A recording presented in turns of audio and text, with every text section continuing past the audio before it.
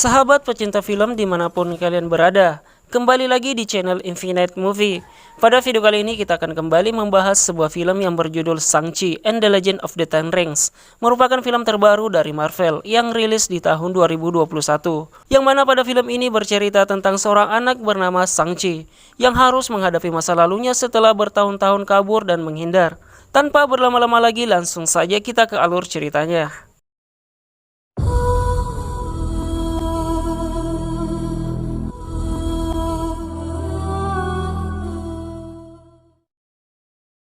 Alur cerita film diawali dengan diperlihatkan legenda 10 cincin sejak ribuan tahun yang lalu. Pemilik 10 cincin itu akan memiliki kekuatan yang sangat luar biasa dan dijanjikan hidup abadi. Seorang pria bernama Wenwu merupakan pria yang berhasil mengumpulkan ke-10 cincin tersebut dari sebuah makam kuno. Selama ribuan tahun, Wenwu membuat sebuah organisasi bernama Ten Rings yang di dalamnya terdapat para prajurit dari berbagai belahan dunia untuk melakukan pemberontakan dan memperoleh sebuah kekayaan. Serta mereka ditugaskan untuk mengambil alih sebuah kerajaan dan pemerintahan. Sampai pada akhirnya di tahun 1996, Wenwu merasa belum puas dengan apa yang ia miliki sekarang. Ia pun tertarik dengan sebuah desa bernama Desa Talo. Diketahui di sana hidup berbagai makhluk mitos dan juga sihir kuno yang bisa menambah kekuatannya. Hingga akhirnya Wenwu dan anak buahnya pun langsung pergi menyelidiki desa tersebut. Namun tak disangka Desa Talo merupakan desa suci yang dilindungi dengan sangat ketat. Saat mereka memasuki sebuah hutan menuju Desa Talo, seketika hutan di sana berbentuk seperti labirin yang bahkan bisa menghimpit siapapun yang mencoba melintas di sana. Lalu kemudian mobil yang ditumpangi Wenwu pun hilang kendali, lalu terjun ke arah jurang. Untung saja Wenwu berhasil selamat berkat cincinnya. Wenwu kemudian melanjutkan perjalanannya. Setelah berjalan beberapa saat, ia pun sampai di pintu Desa Talo. Di sana ia bertemu dengan penjaga Desa Talo yang bernama Yingli, yang secara langsung mengusir kedatangan Wenwu. Namun Wenwu menantang Yingli untuk bertarung. Dengan 10 cincin yang dimilikinya, Wenwu yakin bahwa ia bisa mengalahkan Yingli dengan mudah. Namun ternyata Yingli ditugaskan sebagai penjaga Desa Talo bukan tanpa alasan. Ia merupakan seorang prajurit yang sangat tangguh sehingga untuk pertama kalinya Wenwu berhasil dikalahkan.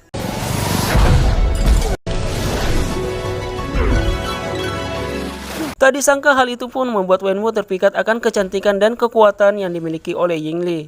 Karena cinta mereka ternyata tidak mendapatkan restu dari tetua desa, Yingli pun terpaksa harus meninggalkan tanah kelahirannya dan memilih hidup normal bersama Wenwu. Tak hanya itu, Wenwu juga rela melepaskan ke-10 cincinnya dan juga organisasinya agar ia dan Yingli bisa hidup dengan damai. Dari pernikahan itu mereka pun dikaruniai 2 orang anak yang bernama Shang-Chi dan Xialing. Alur cerita berlanjut di mana Yingli menceritakan tentang seekor naga dari Desa Talo yang sudah memberikannya kekuatan. Lalu kemudian ia pun memberikan sebuah hadiah kepada Shang-Chi dan Xialing berupa kalung. Ia pun berpesan kapanpun Shang-Chi merasa tersesat maka kalung itu akan menuntun jalan untuknya. Keluarga kecil itu hidup bahagia dan damai. Sampai suatu ketika sebuah kelompok bernama Iron Gang yang merupakan musuh bebuyutan Ten Rings dahulu datang ke rumah mereka saat Wenwu sedang tidak berada di tempat. Shang-Chi yang masih kecil tidak bisa berbuat apa-apa ketika Iron Gang datang dan membunuh ibunya. Semenjak kematian Yingli saat itu, Wenwu pun kembali menggunakan ke-10 cincinnya dan menghidupkan organisasi Ten Rings. Ia bertekad untuk menghabisi semua anggota Iron Gang yang telah membunuh istrinya. Hingga saat itu Shang-Chi dilatih untuk menjadi seorang petarung yang handal. Sampai saat ia beranjak remaja, ayahnya memberikan misi untuk membunuh ketua dari Iron Gang. Setelah menyelesaikan misi itu, Shang-Chi pun memutuskan untuk meninggalkan dunia yang kelam itu dan kabur ke San Francisco. Bertahun-tahun berlalu semenjak kejadian itu, Shang-Chi pun hidup sederhana sebagai karyawan di sebuah hotel bersama dengan sahabatnya yang bernama Katie. Pada suatu hari ketika ia dan Katie sedang dalam perjalanan ke hotel, di sana ia didatangi oleh seorang pria yang menginginkan kalung yang ia pakai. Karena Shang-Chi menolak, lalu kemudian pria itu dan beberapa orang di sana menyerang Shang-Chi. Dengan bakat ilmu bela diri yang ia miliki, Shang-Chi pun mampu melawan segerombolan pria tersebut. Aksi pertarungan yang mendebarkan itu pun kemudian direkam langsung oleh seseorang yang juga berada di dalam bus tersebut.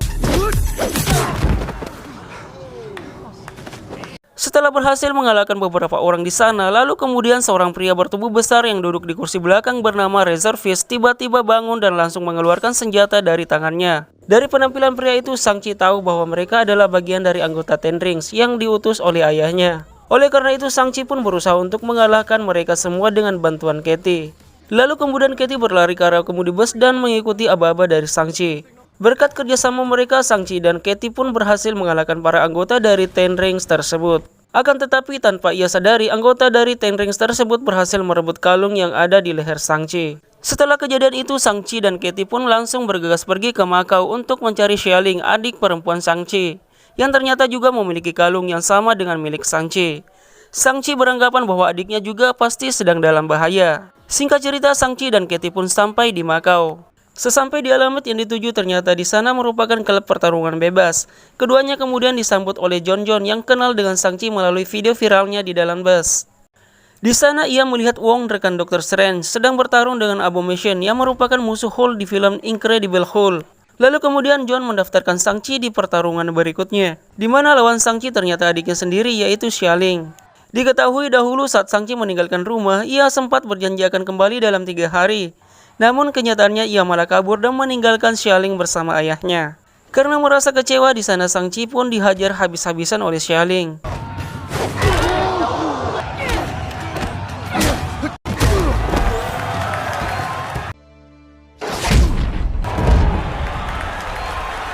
Setelah pertarungan selesai, Xialing pun mengungkapkan kekecewaannya terhadap Shang-Chi yang telah meninggalkannya sewaktu ibunya meninggal. Di sana juga Shang-Chi menceritakan kepada Xialing tentang apa yang ia alami sebelumnya. Di waktu yang sama, para anggota Ten Rings pun datang menyerang tempat tersebut. Di sana mereka bermaksud untuk menangkap Shang-Chi dan juga Xialing. Di sana Xialing sengaja meninggalkan Shang-Chi agar ia merasakan bagaimana rasanya ditinggal pergi. Sementara Shang-Chi dan Katie terpaksa harus melewati sisi gedung yang tinggi. Namun di sana mereka dihadang oleh para anggota Ten Rings. Hingga Shang-Chi pun mau tidak mau harus bertarung melawan mereka. Pertarungan tersebut membuat Katie terjatuh. Namun beruntungnya Xialing dengan sigap langsung menangkap tubuh Katie. Pada awalnya pertarungan kedua kubu itu cukup imbang, namun pada akhirnya Wenwu pun datang ke tempat itu dan langsung menghentikan pertarungan di sana. Lalu kemudian Shang-Chi, Xialing, dan Katie pun langsung dibawa ke markas Ten Rings.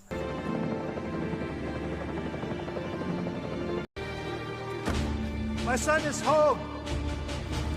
Sesampainya di markas, Shang-Chi dan yang lainnya pun makan malam bersama. Semenjak kematian istrinya, diketahui Wenwu kembali menggali kisah tentang Desa Talo. Dari penelitiannya, ia menemukan bahwa di Desa Talo terdapat sebuah gerbang kegelapan. Dan ia mengatakan bahwa ia terus mendengar suara Yingli yang meminta Wenwu untuk membebaskannya dari gerbang tersebut. Karena Shang-Chi dan Xialing tidak percaya pada perkataan ayahnya, maka Wenwu pun menunjukkan bukti dengan menggunakan kedua kalung yang diberikan oleh ibunya. Di sana Wenwu memasang kedua kalung itu di mata sang naga. Tiba-tiba semburan air pun muncul dan membentuk sebuah peta letak gerbang kegelapan itu berada.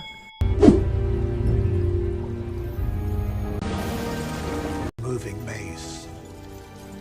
Bethesda only opens once a year. Exact time it opens.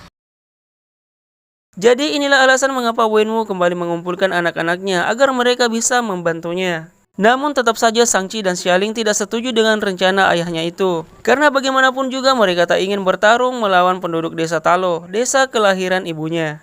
Karena keras kepala, mereka semua pun akhirnya dimasukkan ke dalam kurungan. Di sana mereka pun mulai merencanakan sesuatu agar mereka bisa sampai di Desa Talo lebih dulu dari ayahnya. Beruntung di dalam kurungan itu mereka bisa bertemu dengan seorang lelaki bernama Travel yang mengaku bisa berkomunikasi dengan seekor hewan dari Desa Talo. Hingga akhirnya mereka pun langsung berangkat menuju Desa Talo dengan dibantu oleh hewan dari Desa Talo sebagai petunjuk jalan. Mereka pun melewati hutan labirin hingga sampai di depan pintu gerbang Desa Talo. Setelah melewati air terjun dengan portal dimensi, akhirnya mereka berhasil sampai di Desa Talo. Desa Talo dipenuhi dengan hewan-hewan mitologi yang sudah berada di sana selama berabad-abad tahun lamanya. Di sana Shang-Chi dan yang lainnya pun disambut oleh para penduduk Desa Talo, termasuk kakak perempuan dari ibu mereka yang bernama Bebinan. Di sana Bebinan menceritakan tentang gerbang kegelapan yang sebelumnya dibicarakan oleh ayah Shang-Chi. Gerbang itu sebenarnya adalah penjara bagi makhluk mitologi kuno yang sangat kejam dan berniat menghancurkan alam semesta. Para penduduk Talo merupakan orang-orang terpilih yang dipercaya untuk menjaga gerbang tersebut. Namun kini ayah Shang-Chi telah terpengaruh oleh makhluk di sana dengan berpura-pura sebagai Yingli. Makhluk itu tahu bahwa dengan kekuatan 10 cincin, ayah Shang-Chi pasti bisa membebaskannya. Untuk itu Bebinan meminta agar mereka semua untuk bersiaga dan menghentikan ayah Shang-Chi. Karena tahu bahwa anak-anaknya pasti akan datang ke Desa Talo, sebelum meninggalkan desa, Yingli sempat menitipkan sesuatu untuk mereka, yakni berupa sepasang baju khas dari Desa Talo. Sebelum peperangan dimulai, Shang-Chi, Xialing, dan Katie pun berlatih bela diri ala Desa Talo. Alur cerita film berlanjut pada keesokan harinya, di mana rombongan Ten Rings dan Wenwu pun tiba di desa Talo. Tak ingin membuang waktu, Wenwu pun langsung memerintahkan anak buahnya untuk menyerang. Dalam aksi penyerangan itu, Shang-Chi harus berhadapan langsung dengan ayahnya. Wenwu merasa kecewa karena putranya yang ia latih selama ini kini malah menggunakan kekuatannya untuk membunuhnya. Hal itu pun membuat Wenwu sangat marah dan langsung menyerang Shang-Chi dengan ke-10 cincinnya. Karena hal itu, Shang-Chi pun terlempar ke dalam danau dan akhirnya tenggelam. Setelah mengalahkan putranya, lalu kemudian Wenwu pun seketika mendekati gerbang kegelapan dan langsung menghancurkan gerbang tersebut.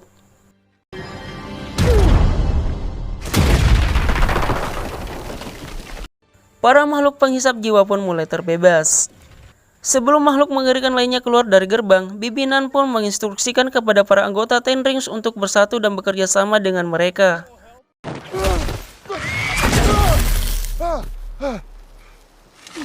Setelah melihat keganasan makhluk itu, para anggota Ten Rings pun akhirnya memutuskan untuk bergabung dengan pasukan desa Talo. Makhluk-makhluk penghisap jiwa pun semakin banyak. Mereka memburu jiwa-jiwa manusia untuk diberikan kepada makhluk penghuni kegelapan di dalam gerbang. Di mana jika makhluk itu mendapatkan jiwa yang lebih banyak, maka makhluk itu akan semakin kuat. Sementara Shang-Chi yang tenggelam di dalam danau tiba-tiba teringat pada cerita ibunya sewaktu ia masih kecil dulu. Dulu ibunya sering bercerita tentang seekor naga desa Talo yang merupakan bagian dari Shang-Chi. Hal itu pun berhasil membuat Shang-Chi tersadar dan langsung dihampiri oleh seekor naga desa Talo. Lalu kemudian Shang-Chi pun naik ke punggung naga Talo tersebut dan naik ke atas permukaan. Dengan kekuatannya, naga itu pun memangsa makhluk-makhluk penghisap jiwa itu dengan ganas. Setelah itu, Shang-Chi pun pergi untuk menghentikan ayahnya. Di sana pertarungan di antara keduanya pun tak bisa terhindarkan. Pada pertarungan kali ini, Shang-Chi pun menyadari bahwa dirinya ternyata bisa mengendalikan serangan 10 cincin. Meskipun Shang-Chi punya kesempatan untuk membunuh ayahnya, namun ia tetap tidak tega melakukan hal demikian. Di tengah pertarungan itu, lalu kemudian makhluk penghuni gerbang kegelapan pun akhirnya berhasil bebas. Ketika makhluk itu akan menyerang Shang-Chi, Wenwu pun dengan sigap langsung melindunginya. Namun celakanya karena hal itu, jiwa Wenwu pun dihisap. Sebelum kematiannya, Wenwu pun memberikan ke-10 cincinnya itu untuk Shang-Chi.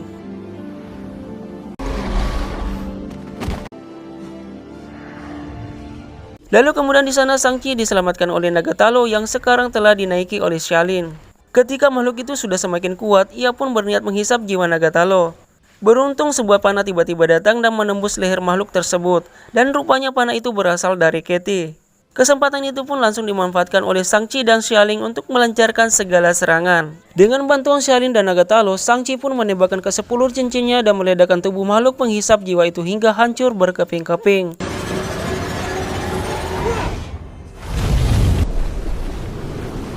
Setelah kejadian itu, Shang-Chi dan yang lainnya pun melakukan prosesi penghormatan untuk orang-orang yang gugur pada peperangan.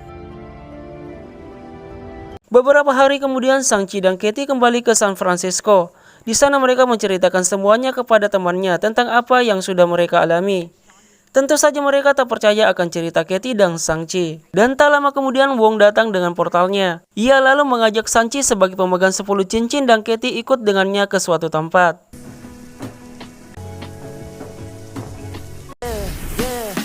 Pada adegan post-credit film ini, kita diperlihatkan pada Shang-Chi dan Katy yang diperkenalkan kepada Bruce Banner dan Captain Marvel atau Carol Danvers melalui video hologram. Kemudian Wong mengatakan bahwa cincin yang dimiliki oleh Shang-Chi pertama kali dirasakan di sebuah daerah bernama Kamartaj. Di mana pada saat Shang-Chi pertama kali memakai Ten Rings, ia tak sengaja mengaktifkan sinyal di luar sana. Mereka lalu berencana mencari tahu apa arti sinyal tersebut. Pada pertemuan itu dianggap sebagai salam penyambutan untuk Shang-Chi yang kini telah bergabung dengan MCU. Pada akhir film kita juga diperlihatkan pada Xialing yang kini telah menjadi pemimpin baru dari organisasi Ten Rings dan Razorfist sebagai bawahannya. Dan film pun selesai. Demikian alur cerita film Shang-Chi and the Legend of the Ten Rings. Terima kasih banyak sudah menonton alur cerita film kali ini. Untuk tetap mendukung perkembangan channel ini, jangan lupa untuk tekan tombol subscribe, like, komen, dan share sebanyak-banyaknya. Serta jangan lupa untuk tekan tanda lonceng agar kalian tidak ketinggalan dengan alur cerita berikutnya. Sampai jumpa dan sehat selalu.